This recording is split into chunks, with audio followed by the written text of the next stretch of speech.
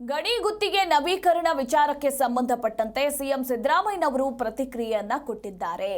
ಗಣಿ ಗುತ್ತಿಗೆ ನವೀಕರಣದಲ್ಲಿ ಗೊಂದಲ ಸೃಷ್ಟಿಸುವ ಯತ್ನ ನಡೀತಾ ಇದೆ. ಹುರುಳಿಲ್ಲದ ವಿಷಯಕ್ಕೆ ವಿಷ ತುಂಬುವ ಪ್ರಯತ್ನ ಇದು ಅಂತ ಸಿಎಂ ಹೇಳಿದ್ದಾರೆ. ಇನ್ನು ನನ್ನ ಬಗ್ಗೆ ಅಪಪ್ರಚಾರಗಳು ನಿರಂತರವಾಗಿ ನಡೆಯುತ್ತಿವೆ, ದುಷ್ಟಶಕ್ತಿಗಳು ರಾಜಭವನವನ್ನ ತಪ್ಪು ದಾರಿಗೆ ಎಳೆಯುತ್ತಿವೆ ಅಂತ ಗಣಿ ಗುತ್ತಿಗೆ ಬಗ್ಗೆ ಸಿಎಂ ಸಿದ್ದರಾಮಯ್ಯ ಸ್ಪಷ್ಟನೆಯನ್ನ ಕೊಟ್ಟಿದ್ದಾರೆ.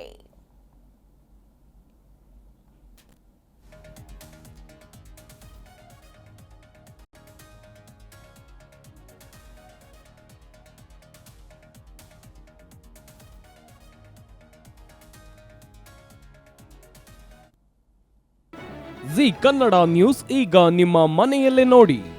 ಎಲ್ಲ ಕೇಬಲ್ಗಳಲ್ಲಿ ಈಗ ಲಭ್ಯ.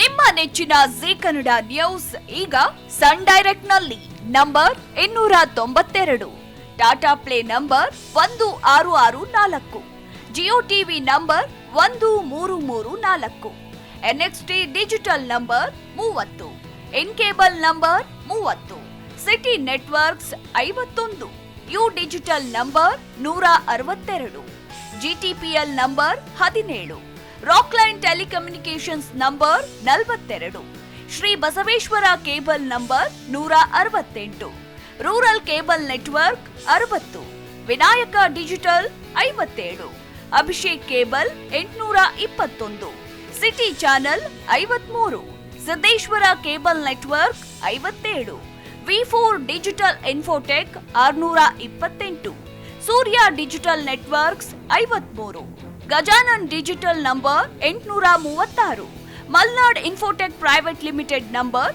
56, metrocast number 830, victory digital number 167ರಲ್ಲಿ ನೋಡಿ ಆನಂದಿಸಿ.